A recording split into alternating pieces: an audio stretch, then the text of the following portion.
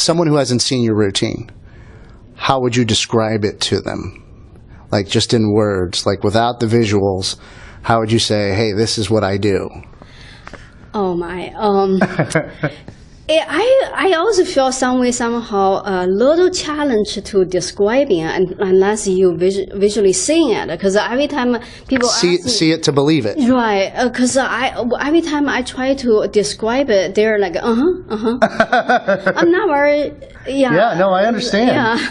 They give you the smile and nod. Right, and right. like, I say, okay, that's the best I can do. You're like, hey, go check out the YouTube videos. Back then, there's no YouTube. I was like, okay, this is the best I can describe to you. Where did this all begin for you? Like, where are you from, and what's your background? Even is this something you did in your youth and stuff like that? Oh well. Almost, but not. Kind of. My dad taught me, and I am a fourth generation acrobat. When I started, was 7-year-old. 7 years old. Yes. So your dad was an acrobat? Yes, my dad, my mother, my great grandparents. And where was this? Way back in China. Way back in China. Yes. So you can't come from China to the United States. Yes. And what age was that, and what was that like? That was a big culture shock. That was in my about 20. How does your acrobat background turn into your routine, and what it is like? Where did the idea come from? It's a great question. This act is particularly a traditional Chinese acrobatic act. Oh, it's traditional? Yeah, it is, but not exactly like this way. They only flip balls one at a time. They only put onto the ball on the foot. If they flip two, they will put the balls in the same direction on the foot and flip up, and then two balls went. But my dad, after I've been practicing for like a couple of years, my dad thought that, well, let's give it a try, and then she's getting better at the one ball flipping. Yeah. And then my dad we just gave it a try. Put the second ball into a different direction. Surprisingly, it went in.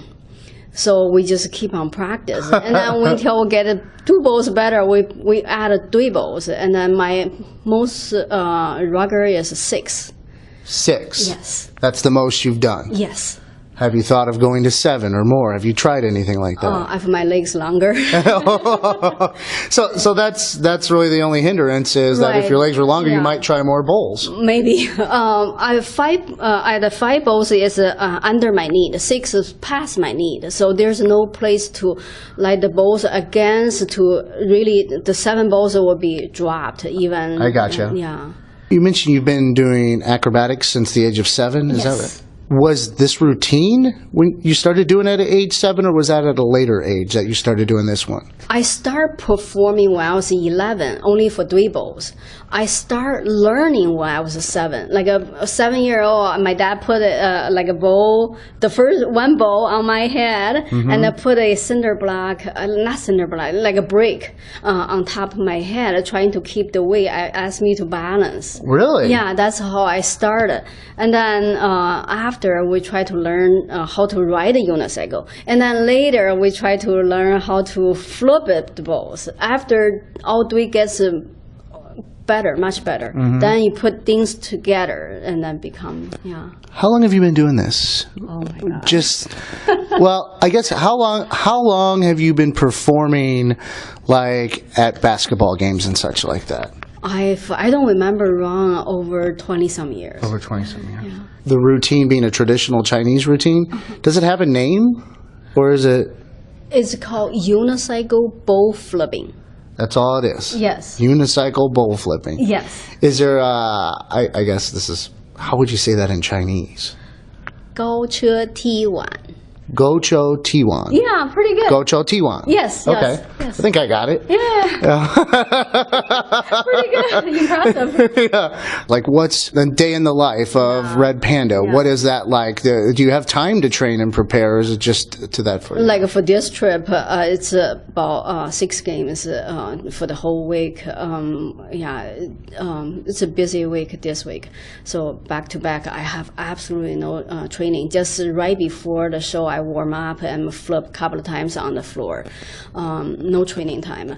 But if I ever have a chance to go back home in San Francisco, I will go training whenever. Yeah, and if it's in the summer off season, I did like to do almost every day before the act.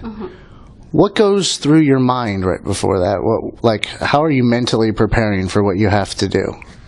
I try to quiet down after get into the arena. I set up the units I go, and then I start calm myself down and try to cut all the outside. I don't answer phones. I don't talk much anymore.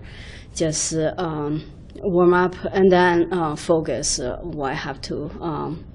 The feelings how to make the balls, control the balls. So you visualize that? Yeah, I do a lot, and always gets very nervous like a few minutes before the halftime. Who's the greatest acrobat you've ever seen? Oh my, there are so many. There are so many. I cannot describe it. There are so many in different acts. I see handstands, I see contortionists, I see jugglers, and there are so many. What's your favorite kind of acrobat then? Like you described that there are different ones. Like besides what you do, is there a certain style that you really appreciate or like? Actually, those are the few that my favorite act are one time I saw a Russian contortionist juggler. Oh my God, he made an act. That's a lot. Yeah, it is a lot. He made an act. It was just fantastic. He I don't know how to describe it. He lifted the act into a different level. With his contortionist and juggling at the same time on a round table. It's beautiful and took years to practice. You can tell. And some handstand and they have one arm and then they can hold themselves for minutes, and then they change arms while they're doing the handstand at the same time. They change to another, switch to another arm, being another arm handstand. Why the name Red Panda? Red is a color that Chinese all think is the lucky color. Panda is the national animal. So I put together become Red Panda. Some more Chinese, but later I realized there's an animal in English also called Red Panda. So people say Red Panda or that big panda. I say that's red color and panda. Yeah. Are there a lot of like panda bears in China? A lot, yeah. Oh well, they were in high protection. Yeah. Well, have you seen them like in nature or anything like that? I did. What are they like? I worked at the Shanghai Acrobatic Troupe before coming to United States, and then we have a couple of pandas in the troupe. Actually, yeah. Oh, really? We do. Yeah, there's trainer. They train them as act. Yeah. Yeah. Wow. Yeah, I know. It was fun. They eating really fun. When they eat, they can make the bamboo leaves so neat together, and then they start chewing. Yeah, so cute. Well, better chewing on the bamboo leaves than like someone's leg or something like that. That's right. Exactly. Yeah. You mentioned your father and him being an acrobat and you being fourth generation acrobat. I think a key part of your story that is told sometimes is your retirement and what your dad meant to you and his being an inspiration to you, because I think a key component to your story is it is a true comeback story, because you went through a retirement for a certain period of time, and part of that was because of your dad and his health. Can you explain just like what he meant to you, why the retirement, and then why the decision to come back? It was really hard. I did not plan for the retirement. It was the beginning. My just a season, almost ending 4 years ago, almost ending of the season, and he diagnosed cancer. And I was in shock. We all in shock. Yeah. He's a very healthy guy, and then in his 70s, but he very, very healthy. We never thought he would. So I decided to take care of him. At the beginning, he seems fine, and then but it go downhill really fast.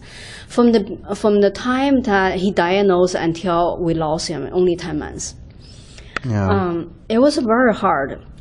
So during this whole 10 months, of course, I didn't work. I take care of him the whole time until he passed away. I thought, okay, I should back to practice. I didn't practice the whole time. Now, this was occurring too when you were on America's Got Talent, right? Exactly, yeah. So you pulled out of that competition because of all of that. Yeah, exactly. Yeah, I pulled out. And then they asked me to do the last one for like a wild card because someone get hurt. So I did that as a favor. But by then, I didn't practice for months already. So it didn't go too well. But on the other hand, I came back and my dad later passed away, so I thought that I'll go back to practice. And then 10 months didn't practice. With my dad, I was stressed out. I was not very thinking I shouldn't practice so soon. I fall off the unicycle, break my arm, my wrist right here. And that was the first injury you've ever had with that, right? Yes, too? Exactly. Yeah.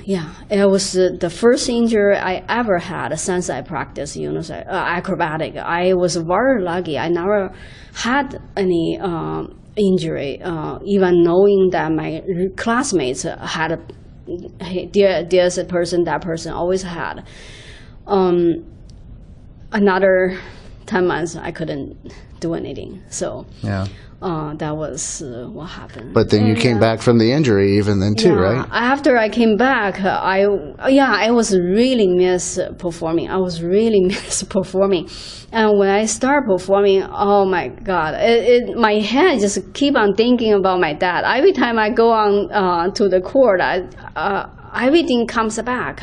I can't believe it. I was like trying to control myself. I have to, focus.